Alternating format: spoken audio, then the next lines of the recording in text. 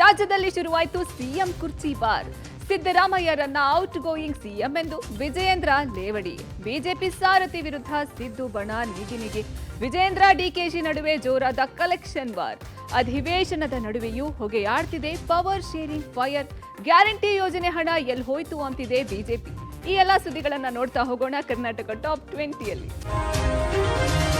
ರಾಜ್ಯ ಕಾಂಗ್ರೆಸ್ನಲ್ಲಿ ನಡೆಯುತ್ತಿರುವ ಕುರ್ಚಿ ಕದನ ವಿಚಾರವನ್ನು ಕೆದಕಿದ Vijayendra Siddaramaiah outgoing chief minister ಅಂತ ಲೇವಡಿ ಮಾಡಿದ್ದಾರೆ. ಬೆಳಗಾವಿಯಲ್ಲಿ ಮಾತನಾಡಿದ ವಿಜಯೇಂದ್ರ ಉತ್ತರ ಕರ್ನಾಟಕದ ಸಮಸ್ಯೆಗಳಿಗೆ ಹೆಚ್ಚು ಒತ್ತು ಕೊಡ್ತಿಲ್ಲ. ಸಿಎಂ ಮಾತಿನ ದಾಟಿ ನೋಡಿದ್ರೆ ಎಷ್ಟು ದಿನ ಇರ್ತಾರೋ, ಯಾವಾಗ ರಾಜೀನಾಮೆ ಕೊಡ್ತಾರೋ ಯಾರಿಗೂ ಕೂಡ ಮಾಹಿತಿ ಇಲ್ಲ.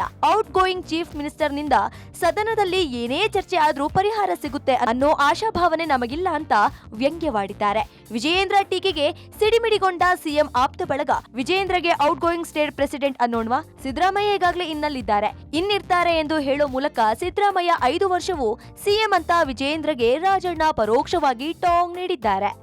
ಮುಖ್ಯಮಂತ್ರಿಗಳು ಅವರೇ ಗೊಂದಲದಲ್ಲಿದ್ದಾರೆ.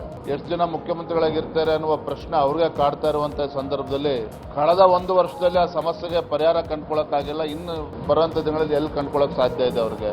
ಒಳ ಜಗಳ, ಮತ್ತೊಂದು ಕಡೆ ಡಿನ್ನರ್ ಮೀಟಿಂಗ್ಗಳು ಎಲ್ಲವೂ ಕೂಡ ಬೆಳಗಾವಿ ಕೂಡ ಮುಂದುವರೆದಿರ್ತಕ್ಕಂಥದ್ದು.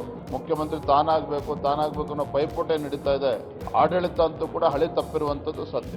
ಆಯ್ತಲ್ಲಪ್ಪ, ಅವರು ಔಟ್ ಗೋಯಿಂಗ್ ಪ್ರೆಸಿಡೆಂಟ್ ಅಂತ ನಾವೇನು ಹೇಳೋಣ, ಅವರು ಕೂಡ ಬಿಜೆಪಿ ಪಾರ್ಟಿನಲ್ಲಿ ಔಟ್ ಗೋಯಿಂಗ್ ಪ್ರೆಸಿಡೆಂಟ್ ಅಂತ ಹೇಳೋಣ ಅವರಿಗೆ. ಅದು ಸಿದ್ದರಾಮಯ್ಯನವ್ರ ವಿಚಾರದಲ್ಲಿ ಔಟ್ ಗೋಯಿಂಗು ಇಲ್ಲ, ಈಗಾಗಲೇ ಇನ್ನಲ್ಲಿದ್ದಾರಲ್ಲ, ಇನ್ನಲ್ಲೇ ಇವು ಕಂಟಿನ್ಯೂ. ಬೆಳಗಾವಿಯಲ್ಲಿ ವಿಜಯೇಂದ್ರ ವರ್ಸಸ್ ಡಿಸಿಎಂ ಡಿಕೆಶಿ ನಡುವೆ ಜಂಗಿ ಕುಸ್ತಿ ಶುರುವಾಗಿದೆ. ರಾಜ್ಯ ಸರ್ಕಾರ ಭ್ರಷ್ಟಾಚಾರದಲ್ಲಿ ತೊಡಗಿದ್ದು ಸರ್ಕಾರದ ಖಜಾನೆ ಖಾಲಿಯಾಗಿದೆ ಅಂತ ಬಿಜೆಪಿ ರಾಜ್ಯಾಧ್ಯಕ್ಷ ವಿಜಯೇಂದ್ರ ಗಂಭೀರ ಆರೋಪ ಮಾಡಿದ್ದಾರೆ. ವಿಜಯೇಂದ್ರ ಹೇಳಿಕೆಗೆ ಸಿಡಿಮಿಡಿಗೊಂಡ ಡಿಕೆ ಶಿವಕುಮಾರ್ ವಿಜಯೇಂದ್ರ ಕಲೆಕ್ಷನ್ ಕಿಂಗ್ ಅಂತ ಟಾಂಗ್ ನೀಡಿದ್ದಾರೆ. ಅವರ ಕಲೆಕ್ಷನ್ ಟ್ರಾನ್ಸ್ಫರ್ ದಂಧೆ ಬಿಚ್ಚಿಡಬೇಕಾ ಎಂದು ಡಿಕೆಶಿ ಡೆಚ್ಚಿ ಕೊಟ್ರು. ತಂದೆಯ ಹೆಸರು ಕೆಡಿಸಿದ್ದೇ ವಿಜಯೇಂದ್ರ ಅಂತ ಆಪಾದಿಸಿದ್ದಾರೆ. ವಿಜಯೇಂದ್ರಗೆ ಅನುಭವ ಕಡಿಮೆ, ಬೇಕಿದ್ರೆ ಸದನಕ್ಕೆ ಬಂದು ಪ್ರಶ್ನೆ ಮಾಡಲಿ ಅಂತ ಸವಾಲು ಎಸೆದಿದ್ದಾರೆ. ವಿಜಯೇಂದ್ರಗೆ ಅನುಭವ ಇಲ್ಲ. ಖಜಾನೆ ಯಾವ ಖಜಾನೆ ಖಾಲಿಯಾಗಿದೆ, ಯಾವ ಖಜಾನೆ ಖಾಲಿಯಾಗಿದೆ ಹೇಳಬೇಕು. ಬಾ ಅಸೆಂಬ್ಲಿಲಿ ಮಾತಾಡಕ್ಕೆ ಹೇಳಿ. ಎಲ್ಲ ತಪ್ಪಿಸ್ಕೊಂಡೆಲ್ಲ ಹೋಗಿ ಎಲ್ಲ ಇರೋದಲ್ಲ, ಬಂದಿಲ್ಲಿ ಮಾತಾಡ್ಲಿ ಅಸೆಂಬ್ಲಿಲಿ. ಅದು ಯಾವ ಖಜಾನೆ, ಯಾವ ಕಲೆಕ್ಷನ್ನು, ಅವ್ರ ಕಲೆಕ್ಷನ್ನು, ಅವ್ರ ಅಕೌಂಟ್ಗಳು, ಅವ್ರ ಟ್ರಾನ್ಸ್ಫರ್ಗಳೆಲ್ಲ ಬಿಸ್ಬೇಕಾ? ಬಂದು ಅಸೆಂಬ್ಲಿಲಿ ಮಾತಾಡಕ್ಕೆ ಹೇಳಿ. ಮಾತಾಡ್ತೀವಿ, ನನಗೂ ಗೊತ್ತಿದೆ ಏನೇನು ಮಾತಾಡಬೇಕು ಅಂತ. ಮಾತಾಡ್ಬೇಕಾದ್ರೆ ಭಾಳ ಹಿತಿಮಿತಿಯಿಂದ ಪಕ್ಷದ ಅಧ್ಯಕ್ಷರು ಏನು ಮಾಡ್ಕೊಳ್ಳಿ. ಏನು ಖಜಾನೆಯ, ಯಾರ ಕಲೆಕ್ಷನ್ ಏನಾದ್ರು ಇವತ್ತು ಕಿಂಗ್ ಅಂತಂದರೆ ವಿಜಯೇಂದ್ರ. ಅವ್ರ ಅಪ್ಪನ ಹೆಸರು ಇವತ್ತೇನಾದ್ರು ಇಳಿಸ್ಬೇಕಾದ್ರೆ ವಿಜಯೇಂದ್ರ, ಅದನ್ನು ಮರಿಬಾರದು. ರಾಜ್ಯದ ಖಜಾನೆ ಖಾಲಿ ಮಾಡಿ ಹೈಕಮಾಂಡ್ ತೃಪ್ತಿಪಡಿಸುವ ಕೆಲಸ ನಡೆಯುತ್ತಿದೆ ಅಂತ ರಾಜ್ಯ ಸರ್ಕಾರದ ವಿರುದ್ಧ ವಿಜಯೇಂದ್ರ ಆರೋಪ ಮಾಡಿದ್ದಾರೆ.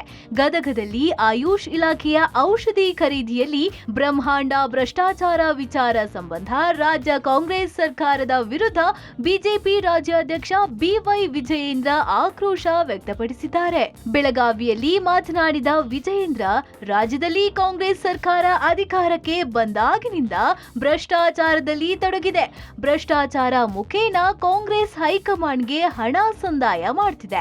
ರಾಜ್ಯದಲ್ಲಿ ಕಾಂಗ್ರೆಸ್ ಸರ್ಕಾರ ಅಧಿಕಾರಕ್ಕೆ ಬಂದ್ರೆ ಅವರ ಹೈಕಮಾಂಡ್ ಎಟಿಎಂ ಆಗಿ ಪರಿವರ್ತನೆ ಆಗುತ್ತೆ ಅಂತ ಮತ್ತೆ ಕಿಡಿಕಾರಿದ್ದಾರೆ. ಕಾಂಗ್ರೆಸ್ ಸರ್ಕಾರ ರಾಜ್ಯದಲ್ಲಿ ಅಸ್ತಿತ್ವ ಬಂದಾಗಿನಿಂದ ಭ್ರಷ್ಟಾಚಾರದ ಮುಖೇನ ಕಾಂಗ್ರೆಸ್ ಪಕ್ಷದ ಹೈಕಮಾಂಡ್ಗೆ ಹಣ ಸಂದಾಯ ಮಾಡುವಂಥದ್ದು, ಅವರ ಹೈಕಮಾಂಡ್ಗೆ ಎಟಿಎಂ ಆಗಿ ಪರಿವರ್ತನೆ ಆಗ್ತದೆ ಅಂತೇಳಿ. ರಾಜ್ಯ ಕಾಂಗ್ರೆಸ್ನಲ್ಲಿ ಪವರ್ ಶೇರಿಂಗ್ ಜಟಾಪಟಿ ತಣ್ಣಗಾಗುವಂತೆ ಕಾಣಿಸ್ತಿಲ್ಲ. ರಾಜ್ಯ ಕಾಂಗ್ರೆಸ್ನಲ್ಲಿ ಬ್ರೇಕ್ಫಾಸ್ಟ್ ಹಾಗೂ ಡಿನ್ನರ್ ಮೀಟಿಂಗ್ಗಳು ಸದ್ದಿಲ್ಲದೆ ನಡೀತಲೇ ಇದೆ. ಸಿಎಂ ಡಿಸಿಎಂ ಡಿನ್ನರ್ ಮೀಟಿಂಗ್ ಬೆನ್ನಲ್ಲೇ ಇದೀಗ ಸತೀಶ್ ಜಾರಕಿಹೊಳಿ ಡಿನ್ನರ್ ಮೀಟಿಂಗ್ ಸುದ್ದಿಯಲ್ಲಿದೆ. ಈ ಬಗ್ಗೆ ಪ್ರತಿಕ್ರಿಯೆ ಕೊಟ್ಟ ಸಚಿವ ಸತೀಶ್ ಜಾರಕಿಹೊಳಿ, ನಮ್ಮ ಡಿನ್ನರ್ ಮೀಟಿಂಗ್ ಮೊದಲ ಬಾರಿ ಏನಲ್ಲ, ನಮ್ಮೂರಿಗೆ ಬಂದಿದ್ರು ಡಿನ್ನರ್ ಕೊಟ್ಟಿದ್ದೇವೆ, ರಾಜಕೀಯವಾಗಿ ಏನೂ ಚರ್ಚೆ ಆಗಿಲ್ಲ ಅಂತ ಹೇಳಿದ್ರು. ಈತ ಯತೀಂದ್ರ ಮಾತನಾಡಿ, ಎಲ್ಲರೂ ಕೂಡ ಡಿನ್ನರ್ ಕರೀತಿದ್ದಾರೆ, ಮಿನಿಸ್ಟರ್ ಡಿನ್ನರ್ ಪಾರ್ಟಿ ಕರೆದ್ರೆ ಹೋಗ್ತೇವೆ ಅಂತ ಹೇಳಿದ್ರು. ಕಾಂಗ್ರೆಸ್ ಡಿನ್ನರ್ ಪಾಲಿಟಿಕ್ಸ್ ಟೀಕೆ ಮಾಡಿದ ಯತ್ನಾಳ್, ನಮಗೆ ಆಪರೇಷನ್ ಕಮಲ ಅಂತ ಹೇಳಿದ್ರು, ಆದ್ರೀಗ ಆಪರೇಷನ್ ಕಾಂಗ್ರೆಸ್ ಟು ಕಾಂಗ್ರೆಸ್ ಆಗ್ತಿದೆ. ಸಿದ್ದರಾಮಯ್ಯ ಟು ಡಿಕೆ ಟು ಸಿದ್ದರಾಮಯ್ಯ ಖರೀದಿ ಜೋರ್ ನಡೀತಾ ಇದೆ ಅಂತ ಹೇಳಿ ಲೇವಡಿಯಾಡಿದ್ರು. ಅವರವರು ಲೈಕ್ ಮೈಂಡೆಡ್ ಪಾರ್ಟಿ ಕೊಟ್ಟದ್ದು ಏನು ವಿಶೇಷ ಅಲ್ಲ, ಅವ್ರವ್ರು ಮಾಡ್ತಾರೆ, ನಾವು ಒಂದು ಮಾಡಿದ್ವಿ ಅಷ್ಟೇ. ಅದರಲ್ಲಿ ವಿಶೇಷ ಏನಿದೆ, ರಾಜಕೀಯ ಜಾತಿಗೆ ಇನ್ನೇನು ಚರ್ಚೆ ಆಗೋದು. ದುಡಿದು ಮೊದಲೇ ಸಲ ಎಲ್ಲ ಸಾಕಷ್ಟು ಸಾರಿಗೆ ಸೇರಿದ್ವಿ, ನಮ್ಮೂರಿಗೆ ಬಂದಿದ್ದಾರೆ, ಲೈಕ್ ಮಾಡಿದ್ದು ನಮಗೆ ಹೇಳ್ತಿದ್ರು ಆಪರೇಷನ್ ಕಮಲ ಅಂತ ಹೇಳಿ. ಈಗ ಆಪರೇಷನ್ ಕಾಂಗ್ರೆಸ್ ಟು ಕಾಂಗ್ರೆಸ್ ಆಗಲ್ಲ. Operation D K Shivakumar, operation Siddaramaiah ನಡೆದಿದೆ. ಇದ್ರ ನೋಡಿದ್ರೆ ಭಯ ಸಿದ್ದರಾಮಯ್ಯರಿಗೂ ಇದೆ. ಸಿದ್ದರಾಮಯ್ಯರಿಗೂ ಮೊನ್ನೆ ಮಾತಾಡಿದ ವಿಧಾನಸಭೆಯಲ್ಲಿ ನೋಡಿದ್ರೆ ಅವರು ಹೆಚ್ಚು ಕಡಿಮೆ ಶರಣಾಗತಿ ಆಗ್ಯಾರ ಅನ್ನೋಂಥ ಒಂದು ಸಂದೇಶ ಕೊಡ್ತಾ ಇದ್ದಾರೆ. ನೋಡ್ಬೇಕೇನು ಸಿದ್ದರಾಮಯ್ಯನವರು ಗೆಲ್ತಾರೋ ಡಿ ಕೆ ಶಿವಕುಮಾರ್ ಗೆಲ್ತಾರೋ. ಬೆಳಗಾವಿ ಅಧಿವೇಶನ ಹಿನ್ನೆಲೆ ರಾಜ್ಯ ಕಾಂಗ್ರೆಸ್ನಲ್ಲಿ ಪವರ್ ಶೇರಿಂಗ್ ವಿಚಾರ ಬೂದಿ ಮುಚ್ಚಿದ ಕೆಂಡದಂತಿದೆ. ಈ ನಡುವೆ ಡಿಸಿಎಂ ಡಿಕೆ ಶಿವಕುಮಾರ್ ಮಾತ್ರ ತಮ್ಮ ಟೆಂಪಲ್ ರನ್ ಮುಂದುವರೆಸಿದ್ದಾರೆ. ನಾಳೆ ಅನ್ಲೆ ಜಗದೀಶ್ವರಿ ಸನ್ನಿಧಿಗೆ ಭೇಟಿ ನೀಡಿ ಡಿಸಿಎಂ ಡಿಕೆಶಿ ಪೂಜೆ ಸಲ್ಲಿಸಲಿದ್ದಾರೆ. ಉತ್ತರ ಕನ್ನಡ ಜಿಲ್ಲೆಯ ಅಂಕೋಲ ತಾಲೂಕಿನ ಅನ್ಲಿಯ ಜಗದೀಶ್ವರಿ ದೇವಿ ದೇವಸ್ಥಾನದಲ್ಲಿ ನಾಳೆ ಭೇಟಿ ನೀಡಲಿರುವ ಡಿಸಿಎಂ ವಿಶೇಷ ಪೂಜೆ ಸಲ್ಲಿಸಲಿದ್ದಾರೆ. ಹರಕೆ ಪ್ರಸಾದ ಫಲಕ್ಕೆ ಹೆಸರುವಾಸಿಯಾಗಿರುವ ಅನ್ಲೆ ಜಗದೀಶ್ವರಿ ದೇವಿ ದೇವಸ್ಥಾನಕ್ಕೆ ಈ ಹಿಂದೆ 2019ರಲ್ಲಿ ದೇವಿ ದರ್ಶನ ಪಡೆದು ಡಿಕೆಶಿ ಹರಕೆ ಹೊತ್ತಿದ್ರು. ಪ್ರಭಾವಿ ಸ್ಥಾನಮಾನದ ಬಗ್ಗೆ ಹರಕೆ ಕಟ್ಟಿಕೊಂಡು ಹಿಂಗಾರದ ಪ್ರಸಾದ ಕೇಳಿದ್ದ ಡಿಕೆ ಶಿವಕುಮಾರ್ ಆ ಸಂದರ್ಭದಲ್ಲಿ ಬಲಭಾಗದಲ್ಲಿ ಹಿಂಗಾರದ ಪ್ರಸಾದ ನೀಡಿ ಜಗದೀಶ್ವರಿ ದೇವಿ ಆಶೀರ್ವದಿಸಿದ್ಲು.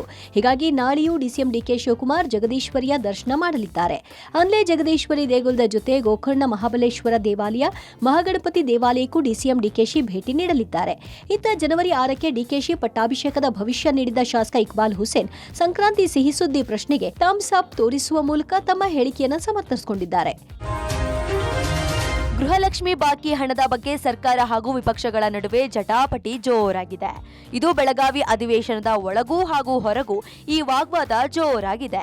ಈ ಬಗ್ಗೆ ವಿಪಕ್ಷ ನಾಯಕ ಆರ್ ಅಶೋಕ್ ಮಾತನಾಡಿ, ಜನವರಿ ಆದ ಮೇಲೆ ಫೆಬ್ರವರಿ, ಮಾರ್ಚ್ ಹಣ ಕೊಡಬೇಕು. ಬಡವರಿಗೆ ಸೇವೆ ಮಾಡೋ ಹಣವನ್ನ ಕಾಂಗ್ರೆಸ್ನವರು ತಿಂತಿದ್ದಾರೆ. 5,000 ಕೋಟಿ ಕಾಂಗ್ರೆಸ್ ಜೇಬಿಗೆ ಹೋಗಿದೆ. 2 ತಿಂಗಳ ಹಣ ನುಂಗಿ ಸರ್ಕಾರ ಹೊರಬರದಂಗೆ ನೋಡಿಕೊಂಡಿದೆ ಅಂತ ಆರೋಪಿಸಿದ್ದಾರೆ. ಇತ್ತ ಸಿಟಿ ರವಿ ಮಾತನಾಡಿ, ಸದನಕ್ಕೆ ತಪ್ಪು ಮಾಹಿತಿ ಕೊಟ್ಟಿರೋದನ್ನ ಸಚಿವರೇ ಒಪ್ಪಿಕೊಂಡಿದ್ದಾರೆ. ನಾವು ಕೇಳದೇ ಇದ್ರೆ ಗ್ಯಾರಂಟಿ ಹಣ ನುಂಗಿ ಬಿಡ್ತಿದ್ರು. ಇದು ಕಡಿಮೆ ಮೊತ್ತದ ಹಣವಲ್ಲ, 5,000 ಕೋಟಿ ಹಣ. ಈ ಬಗ್ಗೆ ನ್ಯಾಯಾಂಗ ತನಿಖೆಗೆ ಒಪ್ಪಿಸಿ ಅಂತ ಆಗ್ರಹಿಸಿದ್ದಾರೆ. ಯತ್ನಾಳ್ ಕೂಡ ಮಾತನಾಡಿ, ಗೃಹಲಕ್ಷ್ಮಿ ಹಣ ಎಲ್ಲಿಗೆ ಹೋಯ್ತೋ? ಬಿಹಾರ ಚುನಾವಣೆಗೆ ಹೋಯ್ತಾ? ಜಮೀನು ಖರೀದಿಗೆ ಹೋಯ್ತಾ? ಲೂಟಿ ಮಾಡಲು ಸರ್ಕಾರ ಮಹಿಳಾ ಮಂತ್ರಿಯನ್ನ ಬಳಸಿಕೊಂಡಿದೆ ಅಂತ ಕೆಂಡಕಾರಿದ್ದಾರೆ. ಜನಗಳಿಗೆ ಮೋಸ ಮಾಡ್ತಾ ಇದ್ದಾರೆ. ನಿನ್ನೆ ಗೃಹಲಕ್ಷ್ಮಿ 2,000 ರೂಪಾಯಿ ಏನು ಕೊಡಬೇಕಾಗಿತ್ತು ಅದು ಹೋದ ವರ್ಷದ ಬಜೆಟ್ ಇದರಲ್ಲಿ ಬಂದಿರೋದು. ಪಟಾಪಟ್ ಅಂತ 5,000 ಕೋಟಿ ಲೂಟಿ ಹೊಡೆದ್ಬಿಟ್ಟು. ಎಲ್ಲಿ ಬಿಹಾರ್ ಚುನಾವಣೆಗೆ ಹೋಯ್ತೋ ಅಥವಾ ಯಾವುದಾದ್ರೂ ಜಮೀನು ಖರೀದಿಗೆ ಹೋಯ್ತೋ ಗೊತ್ತಿಲ್ಲ. ಫೆಬ್ರವರಿ ಮಾರ್ಚ್ ಏನು ಹಣ ಇದೆ ಅದನ್ನು ಆ ಮಹಿಳೆಯರ ಅಕೌಂಟಿಗೆ ಹಾಕಬೇಕು. ಇಲ್ಲಾಂದರೆ ಮಹಿಳೆಯರ ಹೆಸರಲ್ಲಿ ಇವರು ಹಣ ಲೂಟಿ ಮಾಡಿ. ಗೃಹಲಕ್ಷ್ಮಿಯರ ದುಡ್ಡು ಎಲ್ಲೋಯ್ತು ಎಂಬ ಬಿಜೆಪಿಗರ ಪ್ರಶ್ನೆಗೆ ಸಚಿವೆ ಲಕ್ಷ್ಮಿ ಹೆಬ್ಬಾಳ್ಕರ್ ಟಕ್ಕರ್ ಕೊಟ್ಟಿದ್ದಾರೆ. ಹಣ ಎಲ್ಲೋಯ್ತು ಅಂತ ವಿಪಕ್ಷದವರು ಚೈಲ್ಡಿಶ್ ನಂತೆ ಮಾತಾಡ್ತಾರೆ ಅಂತ ಸಚಿವೆ ಲಕ್ಷ್ಮಿ ಹೆಬ್ಬಾಳ್ಕರ್ ಟಾಂಗ್ ನೀಡಿದ್ದಾರೆ. ಬೆಳಗಾವಿಯಲ್ಲಿ ಮಾತನಾಡಿದ ಅವರು, 23 ತಿಂಗಳ ಕಂತಿನ ಹಣ ಫಲಾನುಭವಿಗಳ ಖಾತೆಗೆ ಹೋಗಿದೆ. ಫೆಬ್ರವರಿ, ಮಾರ್ಚ್ದ್ದು ಕೇಳ್ತಿದ್ದಾರೆ. ಹಣಕಾಸು ಇಲಾಖೆಯಿಂದ ಬಿಡುಗಡೆ ಆಗಿಲ್ಲ. ಸಿಎಂ ಸಿದ್ದರಾಮಯ್ಯನವರು ಈ ಬಗ್ಗೆ ಹೇಳ್ತಾರೆ ಅಂತ ಹೇಳಿದ್ರು. ಇತ್ತ ಸಚಿವ ಭೈರತಿ ಸುರೇಶ್ ಮಾತನಾಡಿ, ಗೃಹಲಕ್ಷ್ಮಿ ಹಣ ಎಲ್ಲಿಗೆ ಹೋಗುತ್ತೆ? ಸರ್ಕಾರದ ಖಜಾನೆಯಲ್ಲಿ ಇರುತ್ತೆ. ಸಂಬಂಧಪಟ್ಟ ಮಂತ್ರಿಗಳು ಇದಕ್ಕೆ ಉತ್ತರ ಕೊಡ್ತಾರೆ. ಏನಾದ್ರೂ ತಪ್ಪಾಗಿದ್ರೆ ಸರಿ ಮಾಡ್ತೀನಿ ಅಂತ ಸಚಿವರು ಹೇಳಿದ್ದಾರೆ. ಬಿಜೆಪಿ ಅವರು ಯಾವಾಗ್ಲೂ ಅನುಮಾನ ಪಡೋದೇ ತಾನೆ ಅಂತ ಟಾಂಗ್ ನೀಡಿದ್ರು. ತಾವೆಲ್ಲ ನನ್ನನ್ನು ಕ್ವಶನ್ ಮಾಡ್ತಾ ಇದ್ದೀರಾ, ನೀವು ಅವ್ರಿಗೆ ಈ ರೀತಿ ಕ್ವಶನ್ ಮಾಡಿ, ಈ ರೀತಿ ಚೈಲ್ಡಿಶ್ ಆಗಿ ಕ್ವಶನ್ ಮಾಡಕ್ ಹೋಗ್ಬೇಡಿ. ವಿರೋಧ ಪಕ್ಷದವರು 5,000 ಕೋಟಿ ಎಲ್ಲಿ ಹೋಗಿದೆ? 5,000 ಕೋಟಿ ಬಿಡುಗಡೆನೇ ಆಗಿಲ್ಲ. ನಾನು ಲೇಟ್ ಮಾಡಿದೆ. ಇದನ್ನ ಗೃಹಲಕ್ಷ್ಮಿಯರ ಅಕೌಂಟ್ಗೆ ಹೋಗೋ ರೀತಿ ನಾನು ನೋಡ್ಕೊಳ್ತೀನಿ.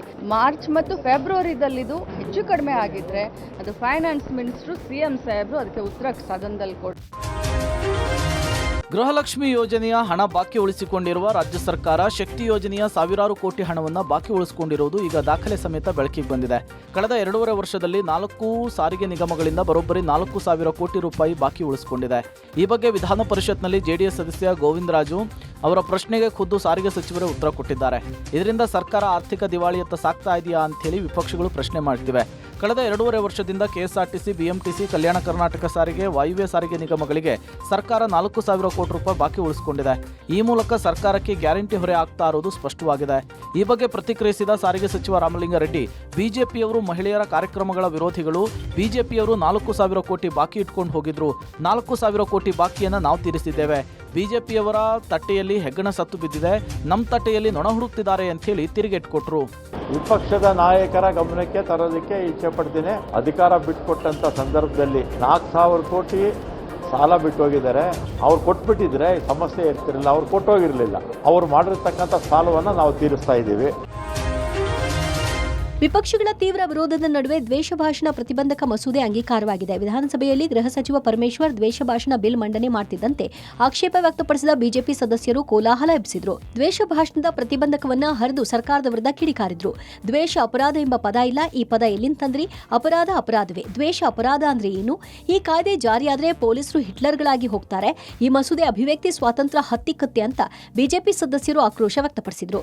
ಇನ್ನು ಬಿಲ್ ಬಗ್ಗೆ ಚರ್ಚೆಯನ್ನೂ ಮಾಡದೆ ಸ್ಪೀಕರ್ ಬಿಲ್ ಪಾಸ್ ಮಾಡಿದ್ದಾರೆ ಅಂತ ಕಿಡಿಕಾರದ ಬಿಜೆಪಿ ಸದಸ್ಯರು ಸ್ಪೀಕರ್ ಖಾದರ್ ನಡೆ ಪ್ರಜಾಪ್ರಭುತ್ವ ವಿರೋಧಿ ನಡೆ, ಇದು ಹೇಟ್ ಸ್ಪೀಚ್ ಬಿಲ್ ಅಲ್ಲ, ಹೇಟ್ ಅಪೋಸಿಷನ್ ಬಿಲ್ ಅಂತ ಕೆಂಡಕಾರಿದ್ರು. ಸ್ಪೀಕರ್ ಅವರ ನಡೆ ಇದು ಪ್ರಜಾಪ್ರಭುತ್ವ ವಿರೋಧಿ ನಡೆ. ಯಾವುದೋ ಒಂದು ನೆಪ ಇಟ್ಕೊಂಡಿತ್ತು, ಸ್ಪೀಕರ್ ಅವರೇ ಸಹಕಾರ ಕೊಟ್ಟಿತ್ತು, ಆ ಬಿಲ್ ಅನ್ನ ಚರ್ಚೆನೂ ಕೂಡ ಮಾಡದೇ ಪಾಸ್ ಮಾಡಿಸ್ತಾರೆ ಅಂತ ಹೇಳಿದ್ರೆ ಖಂಡಿತ ಇದು ಆ ಸ್ಥಾನಕ್ಕೂ ಕೂಡ ಅಗೌರವ ತರುವಂತ ಕೆಲಸ ಇವತ್ತು ಸ್ಪೀಕರ್ ಅವರು ಮಾಡಿರುವಂತದ್ದು. ನ್ಯಾಷನಲ್ ಹೆರಾಲ್ಡ್ ಪ್ರಕರಣದಲ್ಲಿ ಸೋನಿಯಾ ಗಾಂಧಿ, ರಾಹುಲ್ ಗಾಂಧಿ ಮೇಲೆ ಸುಳ್ಳು ಕೇಸ್ ಮಾಡಲಾಗ್ತಿದೆ ಅಂತೇಳಿ ಆರೋಪಿಸಿ ರಾಜ್ಯಾದ್ಯಂತ ಕಾಂಗ್ರೆಸ್ ಕಾರ್ಯಕರ್ತರು ಪ್ರೊಟೆಸ್ಟ್ ಮಾಡಿದ್ರು. ರಾಯಚೂರು, ಕೊಪ್ಪಳ, ಹುಬ್ಬಳ್ಳಿ, ಕೋಲಾರ, ಶಿವಮೊಗ್ಗ ಸೇರಿ ಹಲವಾರು ಜಿಲ್ಲೆಗಳಲ್ಲಿ ಪ್ರತಿಭಟನೆ ಮಾಡಲಾಯಿತು. ಕೇಂದ್ರ ಸರ್ಕಾರದ ವಿರುದ್ಧ ಆಕ್ರೋಶ ವ್ಯಕ್ತಪಡಿಸಿ ರಸ್ತೆಗಿಳಿದ ಕಾಂಗ್ರೆಸ್ ಪಡೆ ರಸ್ತೆಯನ್ನು ತಡೆ ನಡೆಸಿ ಮೋದಿ ಸರ್ಕಾರದ ವಿರುದ್ಧ ಧಿಕ್ಕಾರ ಕೂಗಿ ಆಕ್ರೋಶ ವ್ಯಕ್ತಪಡಿಸಿದ್ರು. ಇದೇ ವೇಳೆ ಕಾಂಗ್ರೆಸ್ ಮಾಡಿರುವ ಒಳ್ಳೆಯ ಯೋಜನೆಗಳ ಹೆಸರನ್ನ ಬಿಜೆಪಿ ಬೇಕಂತಲೇ ಬದಲು ಮಾಡ್ತಿದೆ. ಮಹಾತ್ಮ ಗಾಂಧಿ ನರೇಗಾ ಹೆಸರನ್ನ ತೆಗೆದುಹಾಕಿ ವಿಬಿ ಜಿ ಮಾಡಲಾಗಿದೆ ಅಂಥೇಳಿ ಕಾಂಗ್ರೆಸ್ ಮುಖಂಡರು ಬಿಜೆಪಿ ಕಾರ್ಯಕರ್ತರ ವಿರುದ್ಧ ಕಿಡಿಕಾರಿದ್ರು. ಚಿತ್ರದುರ್ಗದಲ್ಲಿ ಮಾಜಿ ಸಚಿವ ಆಂಜನೇಯ ನೇತೃತ್ವದಲ್ಲಿ ಪ್ರೊಟೆಸ್ಟ್ ಆಯಿತು. ಬಿಜೆಪಿ ಸೇಡಿನ ರಾಜಕಾರಣ ಮಾಡ್ತಾ ಇದೆ, ಸೇಡಿನ ರಾಜಕಾರಣ ಮಾಡಿದವರ ಅವನತಿ ಆಗಲಿದೆ ಅಂಥೇಳಿ ಮೋದಿ ಸರ್ಕಾರದ ವಿರುದ್ಧ ಹರಿಹಾಯ್ದ್ರು. ಇನ್ನು ರಾಜ್ಯದ ವಿವಿಧೆಡೆ ಬಿಜೆಪಿ ಕಚೇರಿಗೆ ಮುತ್ತಿಗೆ ಹಾಕಲು ಯತ್ನಿಸಲಾಯಿತು. ಈ ವೇಳೆ ಪೊಲೀಸರು ತಡೆಯೊಡ್ಡಿ ಪರಿಸ್ಥಿತಿಯನ್ನು ಶಾಂತಗೊಳಿಸಿದರು.